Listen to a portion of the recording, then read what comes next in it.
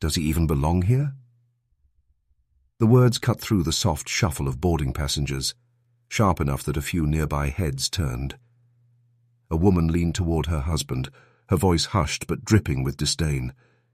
Business class isn't for everyone, you know. The man she spoke of sat quietly by the window, dressed in a modest grey suit. He didn't flinch. He didn't respond. His eyes stayed fixed on the runway outside, where workers moved carts of luggage beneath the fading afternoon light. But the whispers spread like wildfire. A young man 2 rows back smirked. Another narrowed his eyes, muttering under his breath, "Looks out of place." The cabin was filled with the buzz of judgment, unspoken but heavy enough to make the air thick. The man remained still, his hands folded neatly in his lap. His calmness was not weakness, it was patience. Yet, silence can feel louder than words when suspicion surrounds you. Every glance, every whisper pressed in closer, as if the walls of the aircraft were shrinking. A flight attendant strolled by, checking seatbelts and carry-ons. Her smile was professional, but her eyes hesitated on him just a beat longer than necessary. That moment of doubt was fuel. A ripple of murmurs followed in her wake, passengers exchanging knowing looks, their biases confirmed in their own minds. The engines began to roar as the plane prepared for takeoff. For an instant, the cabin quieted. But it wasn't peace. It was the uneasy hush before something breaks. Every passenger felt it, though they couldn't name it. And as the plane lifted into the sky, none of them knew that this man, calm, silent, and judged, carried a truth that would shake the entire cabin before they landed. "Excuse me, miss. There must be a mistake." The voice came from a man in a crisp polo shirt, his brows furrowed as he flagged down the flight attendant. He pointed across the aisle, toward the quiet man in the grey suit. "I don't think he's supposed to be here. Business class isn't exactly cheap." The words hung heavy, and all at once, the cabin stirred awake. A few passengers chuckled under their breath. One woman muttered, just loud enough to be heard, "These days anyone can sneak up here if security isn't careful." The flight attendant, caught between duty and discomfort, forced a polite smile. "Sir, everyone here has a valid ticket. Please take your seat." But her tone wavered, and that hesitation was all the crowd needed. The man in the grey suit did not move. He didn't raise his voice, didn't defend himself.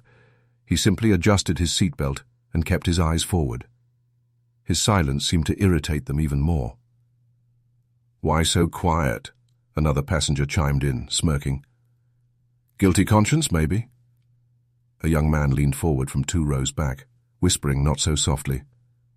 Probably upgraded himself when no one was looking. The whispers grew louder, weaving into a net of passive-aggressive remarks. It was no longer one man's doubt, it was the cabin's collective suspicion. The quiet man's chest rose and fell steadily, his composure intact. But the more he remained unshaken, the more restless the others became. They wanted a reaction, some sign that he was uncomfortable under their gaze. The attendant glanced back, her unease growing. She tried to calm the tension with a cheerful announcement about the upcoming meal service, but no one was listening. Eyes kept darting toward the man in the suit, every glance sharper than the last. The silence that followed was no longer empty. It was charged, like static before a storm. Passengers exchanged knowing looks, convinced of their own assumptions. They didn't yet know how wrong they were. And as the plane carried them higher into the sky, what began as suspicion was about to ignite into open confrontation, one that would push the quiet man to his breaking point. "All right, enough of this. Who are you really?" The challenge rang out loud and clear, breaking the uneasy hum of the cabin. A man in the aisle seat, voice booming with self-importance, leaned forward and jabbed a finger toward the black man in the grey suit. "You're not supposed to be here. People like you don't sit in business class unless you're pretending to be someone you're not." The words hit like a spark in dry air. A ripple of laughter spread across the rows, some passengers chuckling nervously, others smirking openly. The accusations gave them permission to mock what they had all been whispering. The man in the suit shifted slightly, but said nothing. His silence was dignity, but to the crowd it seemed like guilt. A woman snorted from across the aisle. "Look at him. Can't even defend himself." Another chimed in, her voice dripping with disdain. "Bet he found someone's old ticket and tried his luck. Figures."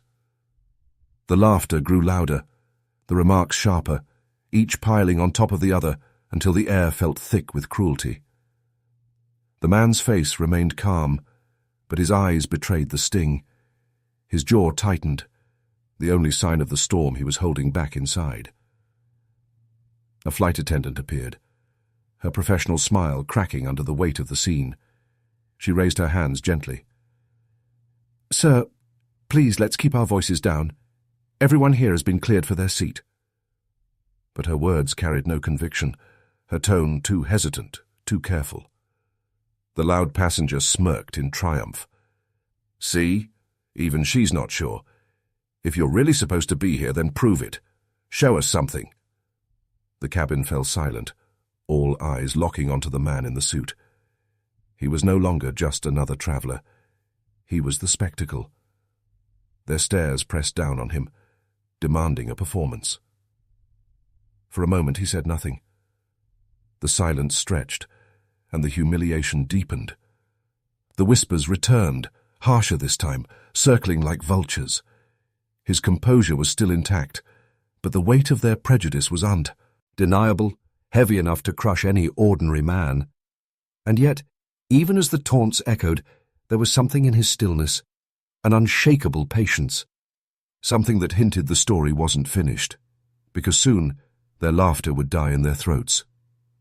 "Prove it!" The demand shot through the cabin like a whip.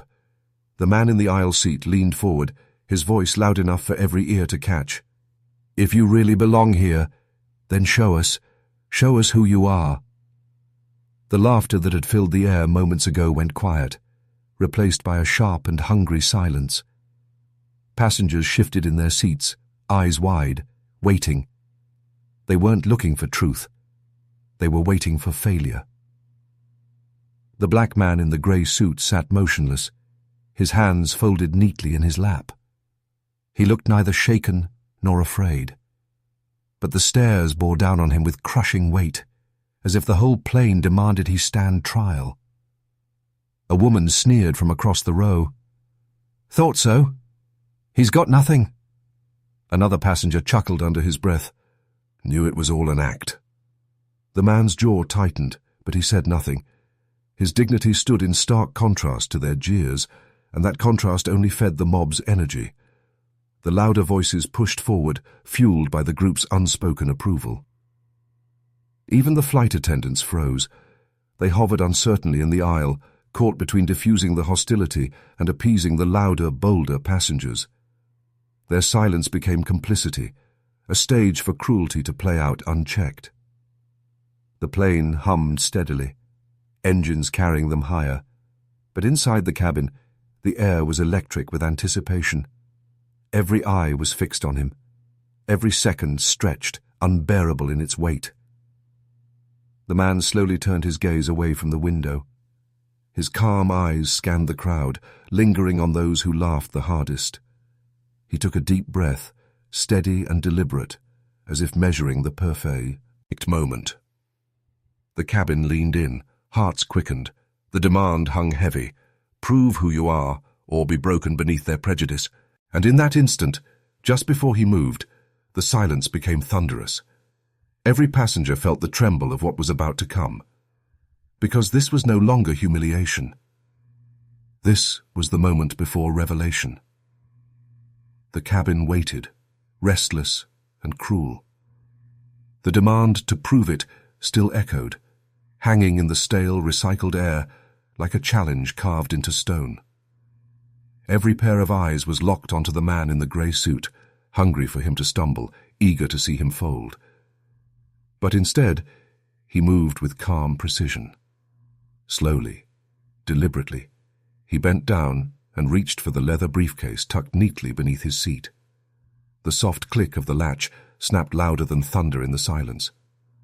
Passengers leaned forward, breaths caught, unsure of what they were about to witness. The man lifted out a dark blue folder, the kind embossed with a gold state seal. His hands did not shake. He placed it gently on the tray table, opened it wide, and revealed what no one expected: his official credentials, a photo ID. The title stamped in bold, State Senator. The effect was instant. The laughter died mid-breath. Smirks collapsed into slack-jawed silence. The very passengers who had mocked him now sat frozen, their arrogance shattered in an instant. The loudest man, the one who had pointed and accused, blinked hard, as if refusing to believe his own eyes. His voice cracked. "Wait. You're a senator." The man in the grey suit finally spoke, his voice steady and resonant, carrying the weight of authority. "Yes. Elected by the people of this state, and I earned every mile of this seat." The silence that followed was deafening. Some passengers lowered their heads in shame, unable to meet his eyes. Others exchanged nervous glances, their cheeks flushed with embarrassment. Even the flight attendants stiffened, their politeness suddenly sharper, tinged with guilt. The plane itself seemed. Med 2 trembled with the shift. A space once filled with ridicule now brimmed with awe, respect, and a heavy sense of regret. The senator closed the folder, resting his hands calmly on top of it. He didn't need to say more. His truth had spoken louder than any insult hurled his way. And as the engines roared steady beneath them, one thing was clear. The balance of power in that cabin had changed forever. But what he would do next, the choice between anger and grace, was still yet to come. The cabin no longer buzzed with laughter. It shook with silence. The gold seal of the senator's folder had left its mark on every pair of eyes, and now the passengers sat in stunned disbelief. The arrogance that had filled the air only moments before had been dismantled piece by piece until nothing was left but shame. A man who had smirked earlier cleared his throat, whispering, I didn't know." His voice was small, fragile, and quickly swallowed by the hum of the engines. Across the aisle, a woman pulled her scarf tighter, shrinking into her seat, desperate to disappear from the very scene she had helped create. Others exchanged uneasy glances, silently asking one another what they should do, but none of them dared to meet the senator's calm, steady gaze. His silence now spoke louder than their mockery ever had. The loudest passenger, the one who had demanded proof, sat frozen, his face pale, his confidence gone. His lips parted, searching for words, but all he managed was a stammered, I didn't mean—" before trailing off, the weight of his humiliation pressing him down into his seat. Meanwhile, the flight attendants rushed in, their politeness suddenly overflowing. "Can I bring you a drink, sir? A blanket? Anything you need?" one asked, her voice trembling with nervous respect. Another adjusted his tray table unnecessarily, eager to show deference. Their earlier hesitation had turned into anxious overcorrection. The entire plane seemed to carry the vibration of regret, as though the engines themselves echoed the weight pressing down on every guilty heart. The atmosphere had shifted completely, from ridicule to reverence, from mockery to silence that trembled with apology left unsaid. And the man at the center of it all, the senator, remained composed, his hands resting calmly on the folder in his lap. He had not demanded respect, yet respect had been forced from every corner of the cabin. What they waited for now was not his proof, it was his response. Would he condemn them? Would he lash out? Or would he choose something greater? The answer was coming, and it would change the flight yet again. The silence was unbearable, thick with guilt, heavy with shame. All eyes clung to the man they had mocked, waiting for his wrath. But instead of fury, he did something none of them expected. He spoke. His voice was calm, measured, carrying the weight of both dignity and pain. "I wonder," he began softly. "How many of you judged me before I even opened my mouth?" The words cut sharper than any shout could have. Heads lowered, eyes fell to tray tables, guilt spilling across the cabin. He continued, his gaze steady, not accusatory, but unflinching. "Every day, men and women who look like me walk into rooms where they're doubted before they're known. We are measured not by our achievements, not by our character, but by assumptions. And tonight, on this flight, you proved how quickly prejudice becomes humiliation." A woman across the aisle shifted uncomfortably, tears welling in her eyes. The man who had accused him earlier swallowed hard, unable to meet his gaze. The senator paused, then leaned forward slightly. His tone softened, almost like a teacher addressing students. "I am not angry with you. Anger changes nothing. But I do hope, when this plane lands, you will remember this moment. Remember how swiftly words can wound, how quickly laughter can strip a person of dignity." The cabin was utterly still. Even the steady drone of the engines seemed muted beneath his words. Passengers hung on every syllable, the weight of their earlier cruelty pressing harder with each passing second. "You see," he said, his voice firm now, "respect should not be reserved for titles. It should not take a badge or a seal for you to treat someone as human. I shouldn't need to prove I'm a senator to sit here in peace. That respect should be given to every soul, no matter who they are." The truth of his words rippled through the rows like a quiet earthquake. Some passengers wiped their eyes. Others nodded slowly, humbled in ways they couldn't put into words. The senator leaned back, folding his hands once more. He had spoken his truth. He had turned humiliation into a lesson. And though the plane kept soaring through the night sky, the people inside it would never look at him, or themselves, the same way again. The cabin was no longer the same. What had once been filled with laughter and whispers now carried a silence so heavy it pressed against the very walls of the plane. Every passenger sat differently, quieter, smaller, grappling with the weight of what had just unfolded. The senator leaned back in his seat, his folder closed, his words still echoing in the minds of those around him. He didn't need to say more. His presence alone was a mirror, forcing everyone to confront what they had seen in themselves. A man in the third row shifted uncomfortably, staring down at his hands. He had laughed the loudest earlier, but now his throat was dry, his smile gone. Across the aisle, a woman dabbed at her eyes with a tissue, whispering under her breath, "I should have known better." Even the flight attendants had changed. Their movements were gentler, more deliberate, their smiles no longer performative but apologetic. One carefully placed a glass of water on the senator's tray without saying a word, her bowed head speaking volumes. Outside, the clouds parted, and streaks of golden light poured through the windows. The engines hummed steadily, but inside, time seemed slower, reflective.